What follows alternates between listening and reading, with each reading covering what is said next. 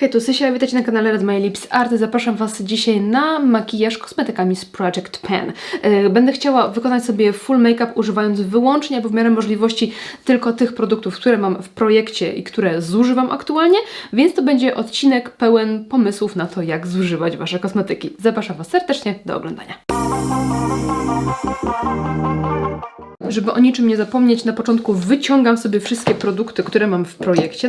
Najbardziej lubię je sobie w ogóle wyłożyć tutaj na biurku i potem, wiecie, stopniowo chować, jak już dany produkt użyję. Zacznę sobie w takim razie od bazy. Ja zużywam sobie Matte Cream z Erborian aktualnie i jest to taka baza matująca, delikatnie w uczuciu silikonowa i nakładam ją sobie, to nawet troszkę za dużo użyłam, zagadałam się i używam jej na całą twarz.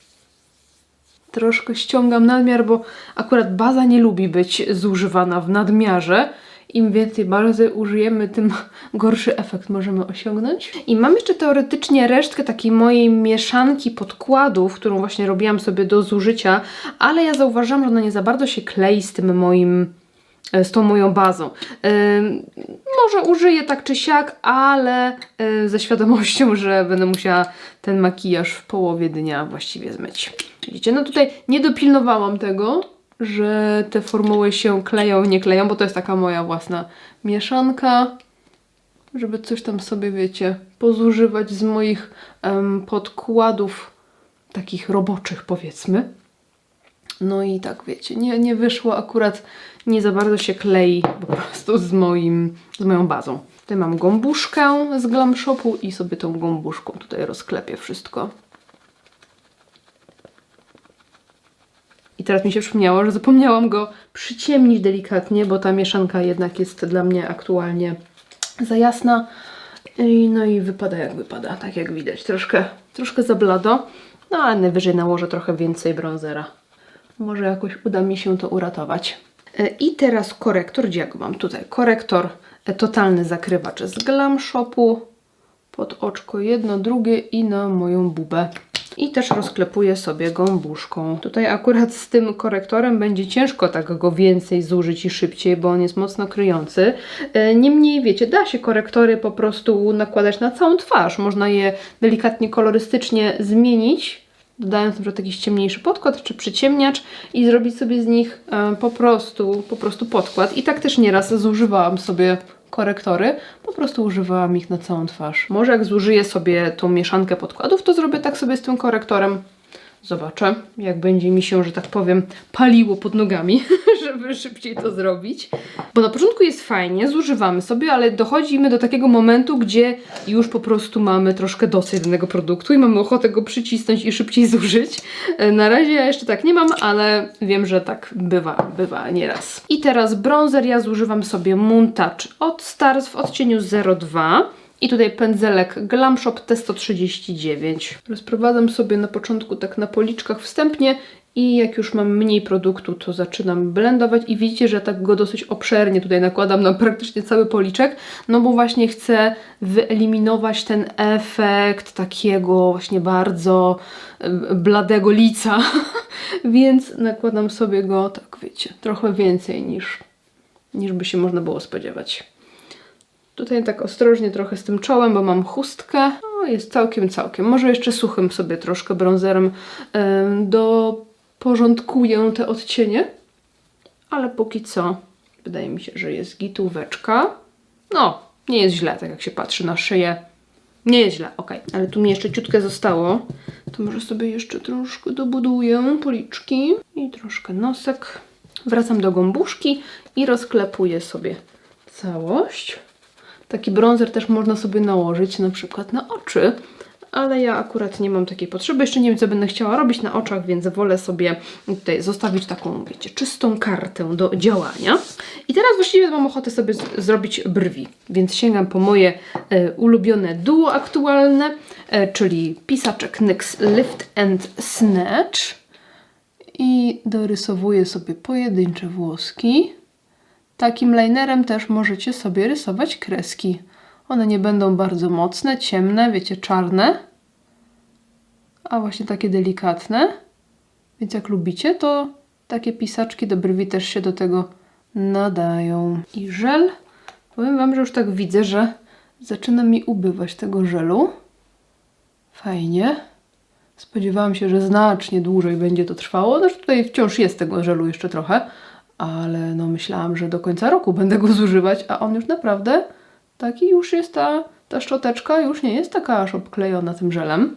Więc fajnie, widzę progres. Teraz sięgnę sobie po moje kremowe róże. Ja zużywam sobie te dwa i chyba wyciągnę sobie dzisiaj po prostu delikatnie szpatułką i wymieszam oba kolory.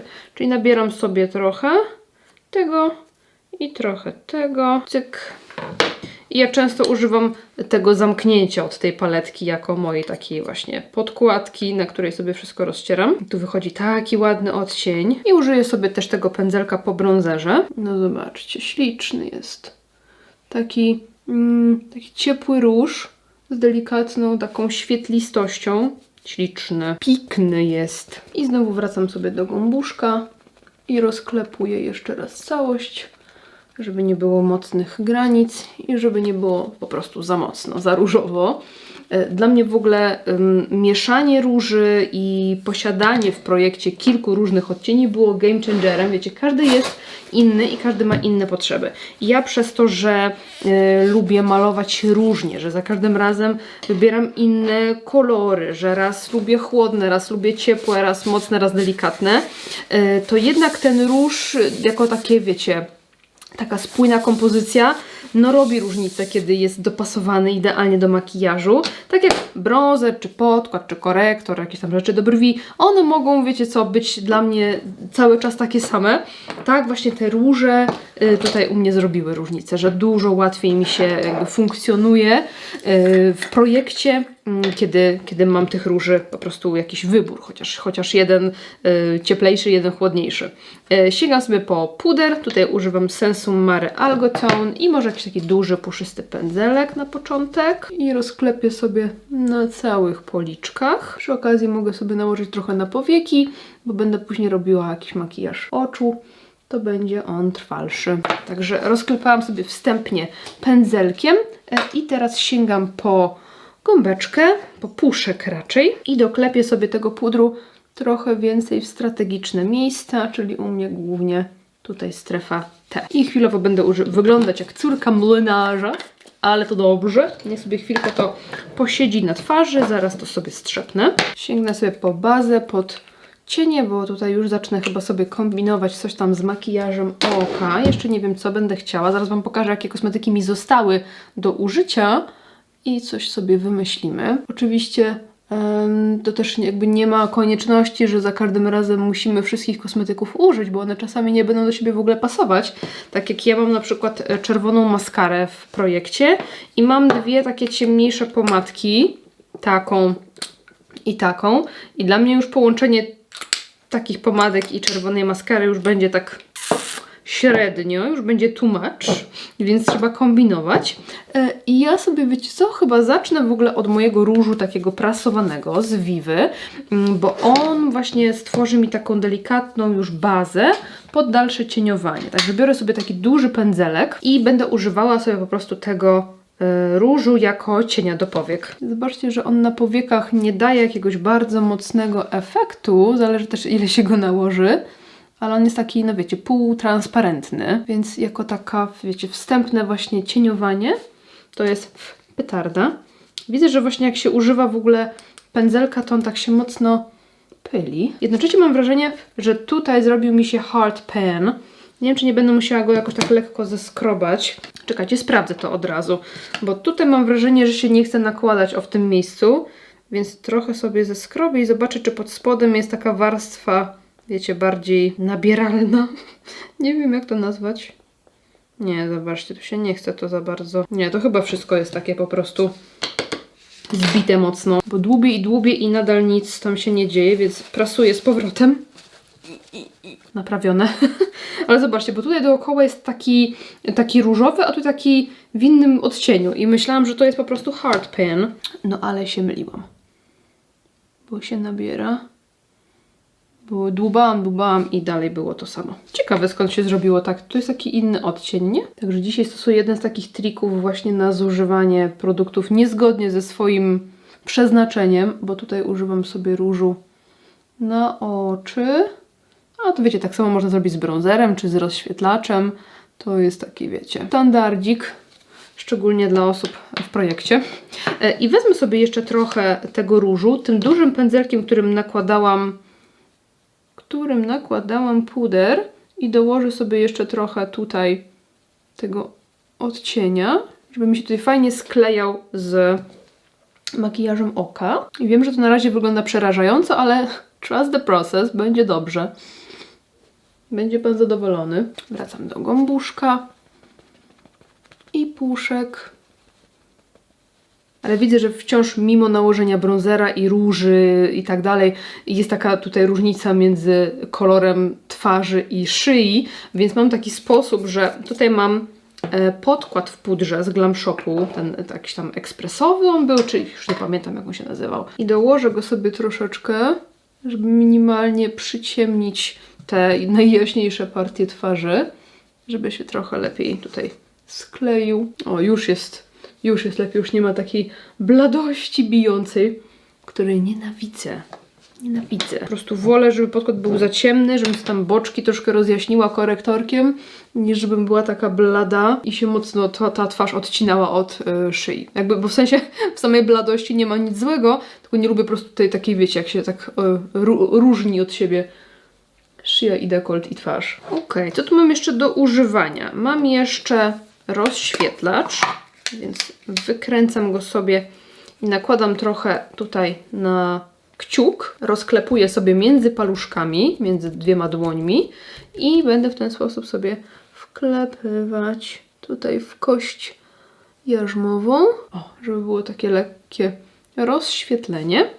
Przy okazji trochę paluszkiem też na nosek i może podłóg brwiowy delikatnie, chociaż nie wiem, co będę tutaj jeszcze robiła, ale okej. Niech będzie. Przede wszystkim jak chcemy szybciej zużywać kosmetyki, to warto szukać dla nich zastosowania bardziej szerokiego, czyli właśnie nie jedna funkcja. Na przykład macie szminkę czerwoną, no to możecie nakładać na usta, ale możemy zrobić z niej kremowy róż na przykład, nie? Mamy rozświetlacz, możemy nałożyć go nie tylko na policzki, ale na przykład na oko, na przykład na dekolt. Jakiś pisaczek do brwi. On może być pisaczkiem do brwi, a może być naszym eyelinerem, no nie? Więc szukamy po prostu takich rozwiązań, żeby w możliwie jak najwięcej, jak najczęściej po dany produkt sięgać, niekoniecznie zgodnie z jego zastosowaniem. Zostały mi już tylko produkty do ust, mgiełka i produkty do oczu. Tutaj jest Duraline i dwie maskary, czerwona i czarna, więc możemy sobie zrobić makijaż oka jakimiś innymi kosmetykami. Tutaj wyciągnę sobie palety z kosmetyczki miesiąca i na jej podstawie będziemy sobie robić makijaż. Do tej pory miałam też jakieś tam cienie pojedyncze, jakiś tam beżowy, miałam jakiś błyszczący, płynny, ale już zużyłam, więc teraz mogę sobie tak naprawdę z tym makijażem oka zaszaleć. No, oczywiście dopasowując teraz do takich różowych vibe'ów, które mam aktualnie na oczach. No i co ja bym w ogóle chciała? Oto jest pytanie. Ja mam w ogóle ochotę na kreskę, a może na jakieś takie rzęsy, w ogóle coś, więc może coś takiego w miarę delikatnego, żeby właśnie była przestrzeń na kreskę i na rzęsy. To wracam sobie do tego dużego pędzelka po różu, który nakładałam jako cień. Trochę go sobie wyczyszczę i sięgnę po paletkę Starlight Society z Cosmic Brushes i odcień Drapes. Taki, który jest takim brudaskiem, trochę fioletowym, trochę brązowym, trochę szarawym, trochę różowym brudaskiem. I jego sobie będę dokładać tutaj na powiekę, by przygasić też trochę ten odcień różu, żeby był taki bardziej właśnie przygaszony i brudny.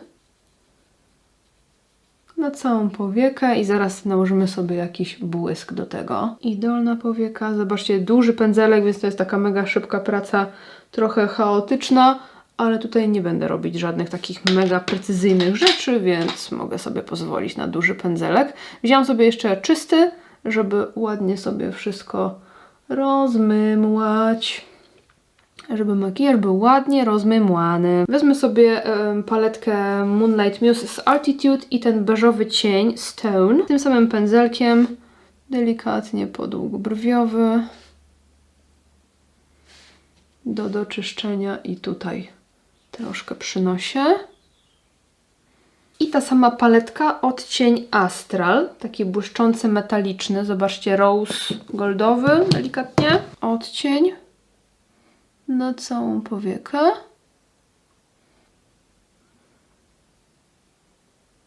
Zobaczcie, ładny taki.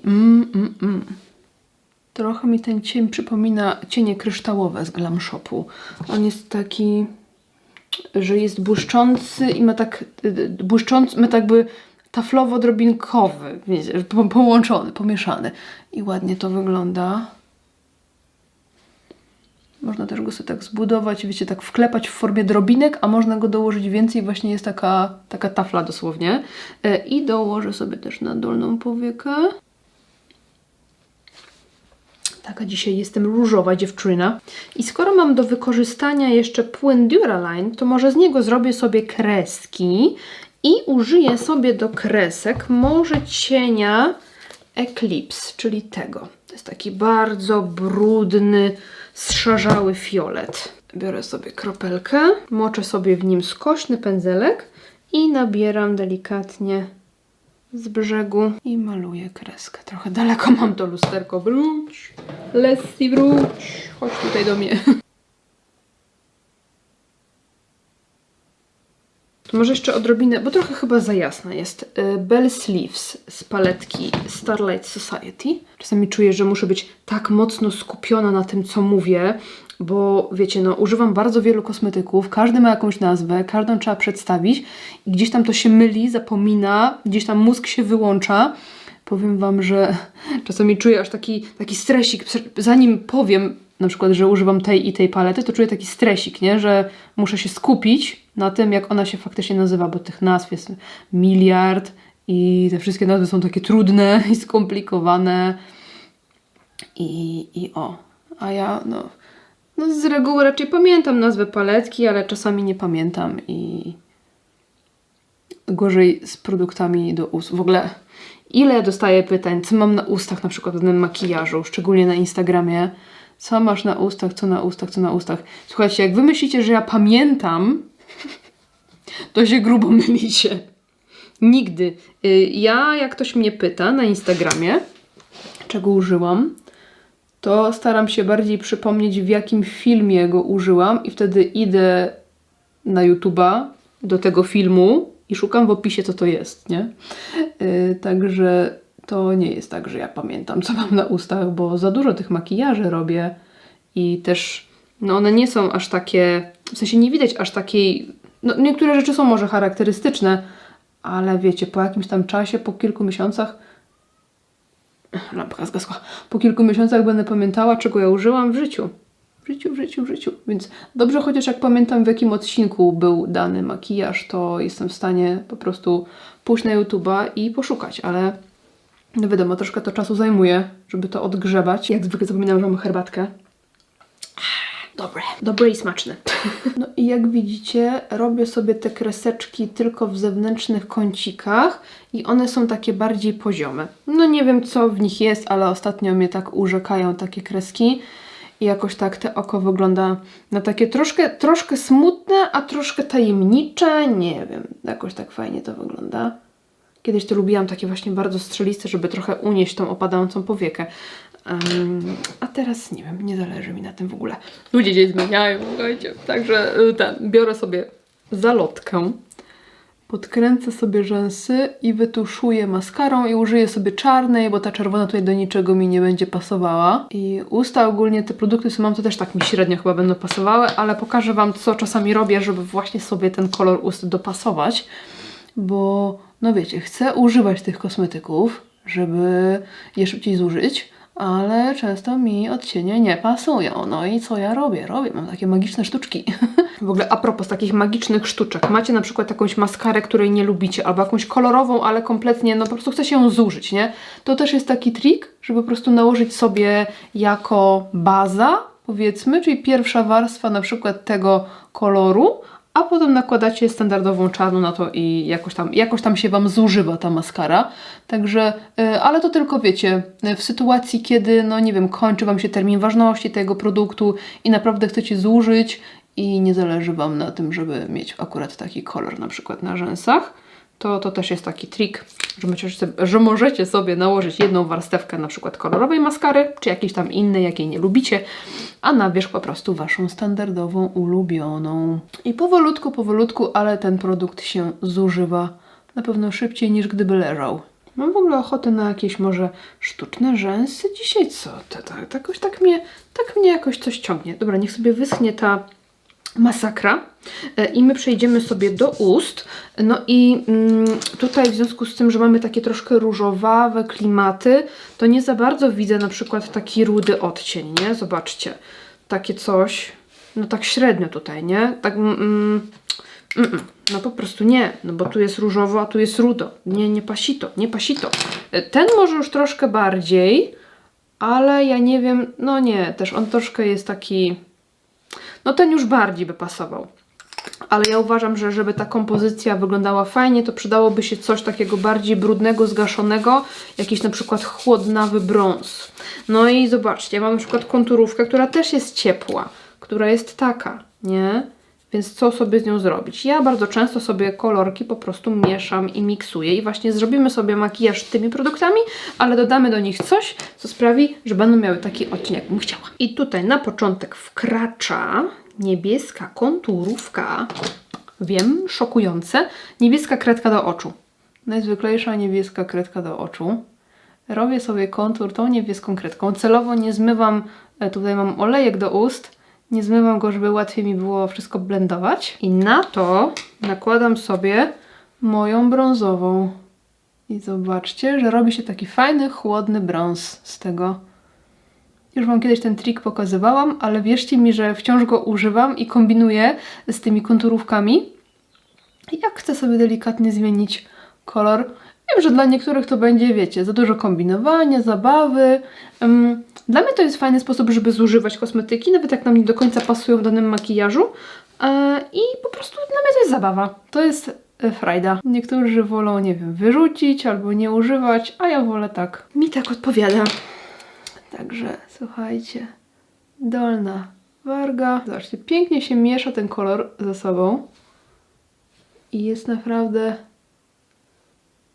takim ładnym, chłodnym brązikiem. Zobaczcie, tutaj fajnie się komponuje do tego makijażu, nie? Że nie mamy takiego tutaj czegoś znowuż dominującego, jak tamte odcienie. Tak w ogóle fajnie, z samą konturówką i takim jaśniejszym środkiem. Miałam użyć tej, ale teraz to mi tak średnio już taka ciemna. Chyba zrobimy sobie jasny środek, słuchajcie. Dlatego też fajnie w projekcie mieć, i to jest coś, do czego ja dojrzewam, kilka różnych odcieni też na usta. Ok, jak tam konturówka basicowa, dobra, ale mam dwie takie w sumie ciemniejsze pomadki o takich wyrazistych kolorach, więc nie mam czegoś takiego bardzo basicowego, na przykład do takiego makijażu, który jest, wiecie, taki różowy, nie? Więc to też jest taki gdzieś tam dla mnie takie coś na przyszłość, żeby sobie wprowadzić szminki, żeby sobie je zużywać, ale właśnie mieć do wyboru. Na przykład jaśniejszą i ciemniejszą, cieplejszą i chłodniejszą, wiecie, coś na tej zasadzie. Herbatka utatka. To może ten błyszczyk z Luxa, z Glam Shopu, odcień Viral, czyli taki beżyk. Chyba bym wolała coś takiego w róż, idącego delikatnie. Nie jest źle, ale jeszcze bym chciała poszukać. Okej, chyba mam. Trochę wycieram. I tutaj mam tą szminkę z YSL. To jest Love Nude Lip Blusher w odcieniu 44. To jest taki fajny różyk delikatny. O, nie za różowy? Ja po prostu jestem tutaj fiśnięta, naprawdę. Nie no, trochę za różowy. To na to nałożę błyszczyk z Glam Shopu. Fisia mam. No dobra, jest petarda. Wiele bitew za mną jest. No i pryskam się mgiełką Flawless Fixing Mist od Stars we współpracy z Bryską. Nakładam sobie drugą warstwę tuszu, jak już delikatnie rzęsy podeschły. Dla mnie to jest oszczędność czasu trochę w tuszowaniu rzęs, bo rzęsy, kiedy są świeżo wytuszowane, no jest ich objętościowo więcej, ale potem jak podeschną, one się robią, troszkę się kurczą i robią się mniejsze, więc ja wolę poczekać aż podeschną, żeby ocenić, czy to jest już ten efekt, jaki lubię, czy potrzebuję jeszcze więcej maskary, więc dla mnie nakładanie drugiej warstwy po takim, wiecie, lekkim podeschnięciu to jest wbrew pozorom oszczędność czasu. Ok, i ja już widzę, że delikatnie tutaj się wyświecam, więc dołożę sobie jeszcze trochę pudru na sucho. Na sucho w takim sensie, że po utrwaleniu mgiełką, bo mgiełka akurat ta, która mam, utrwala fajnie makijaż i ściąga pudrowość, a jak ściąga pudrowość, to tutaj potrafi się szybciej wyświecać, więc sobie dokładam jeszcze trochę tego pudru już na pokrytą, jakby spryskaną mgiełką skórę. Dobra. No w sumie nie wiem już teraz, czy ja chcę rzęsy. Może tak miałam pierwotnie plan, to może sobie jakieś wezmę. Ale wezmę sobie chyba klasterki, te moje takie ulubione z Wushira, Voss Hair. I one tak wyglądają jak takie kępeczki. Tak jak sobie wytuszowałam rzęsy w takie kępki, to właśnie w te kępki próbuję sobie jeszcze wpasować te przyklejane. Odklej się. Okej. Widzę, że niektóre rzęsy już wymagają wymiany, są jakieś takie posklejane, ale powiem Wam, że ja właśnie trochę lubię takie rzęsy, jak one są już takie lekko zużyte, trochę takie posklejane, tam coś, jakoś tak, nie wiem. Podoba mi się to. Okej. No mam tak po 3 chyba kępki na oku, różnej długości. Troszkę, żeby takie dodać jeszcze czegoś więcej. I jak już lekko mi podsycha ten klej, to mogę sobie je skleić z moimi rzęsami. No i myślę, słuchajcie, że makijaż jest gotowy. Taka formuła, gdzie większość kosmetyków jest z Project Pen, ale łączę z jakimiś tam innymi. To jest chyba taki mój ulubiony format, bo nie nudzą mi się te kosmetyki, fajnie mi się ich używa. Te, które są takie, wiecie, standardowe, sprawdzone, ulubione, to nigdy nie mam problemu, żeby ich jakby przyjemnością po nie sięgać za każdym razem, ale właśnie fajnie jest mieć taką odrobinkę przestrzeni na jakieś takie eksperymenty, kombinowanie, dodawanie sobie jakichś innych rzeczy ulubionych, nie wiem, odcieni pomadek czy cieni, żeby na to też mieć przestrzeń. To w moim przypadku sprawdza się to idealnie. Project Pen ma tak naprawdę przeróżne oblicza, bo są osoby, które planują sobie w roku zużyć na przykład, nie wiem, 5-10 produktów. Są osoby, które rotują kosmetyki, czyli jak zużyję jakiś tam jeden produkt, to od razu wchodzi w jego miejsce jakiś inny. Ja tak staram się robić, żeby jak najwięcej tych produktów zużyć, ale tak naprawdę każda forma zużywania jest w porządku, więc jeżeli wolicie zużyć sobie kilka, bo na przykład są stare, bo kończy się termin ważności, to jest ok, a jak macie dużo tych kosmetyków, to też fajnie jest je rotować, ale właśnie, żeby tak nie przejadły nam się mocno te kosmetyki, żeby one nie sprawiały nam kłopotu, to warto jest mieć albo większy wybór, tak jak u mnie na przykład z różami czy z odcieniami pomadek, albo właśnie mieszać sobie kosmetyki, które zużywamy z kosmetykami regularnymi. Wtedy wydaje mi się, że ten projekt się tak nie nudzi i jakoś tak przyjemnie nam się tego wszystkiego używa. Ja pamiętam, jak miałam w projekcie paletę cieni, to mimo, że bardzo lubiłam tą paletę i do dzisiaj jakby miło ją wspominam i uwielbiam te odcienie i lubiłam je na sobie, to było to męczące dla mnie, że za każdym razem, kiedy mam chwilę zrobić sobie make-up, taki dla siebie, to myślę o tym, że muszę użyć tego cienia, nie? Także to jest rzecz, którą musicie dopasować do siebie. Mi aktualnie ten format bardzo odpowiada. Troszeczkę może mnie stresują te pomadki, bo nie używam aż tak często, jak bym chciała, ale jakby progres to progres. Nie musi być używanie za każdym razem. Także to też jest ok, jak używacie, nie wiem, któreś użycie. Także mam nadzieję, że dzisiejszy odcinek był dla Was przyjemny do oglądania, może przydatny, może pomocny, może znaleźliście sobie jakąś fajną inspirację. Jakby makijaż, powiem Wam, że no jestem zachwycona po prostu, jak on wygląda. Znów będziecie pisały mi, że to jest tęsknota za naturalnie różową, bo znowu wyszedł różowy, ale wyszedł ładnie. W ogóle ten błyskiego chyba tak sama z siebie to ani razu nie używałam, tego Astrala z Muse, z Moonlight Muse od Altitude, a on jest przepiękny. na tej takiej różowej tutaj bazie, którą zrobiłyśmy. Jest cute. I ta taka stylówka delikatnie hip-hopowa i taka dziewczęca buźka to taki kontrast, który lubię. Także mi się bardzo podoba, ale piszcie o waszych odczuciach w dzisiejszym odcinku. Mam nadzieję, że wam się podobało. Jeśli tak, to zostawcie kciuka do góry i widzimy się w następnym odcinku. Dzięki za oglądanie, trzymajcie się, pa pa!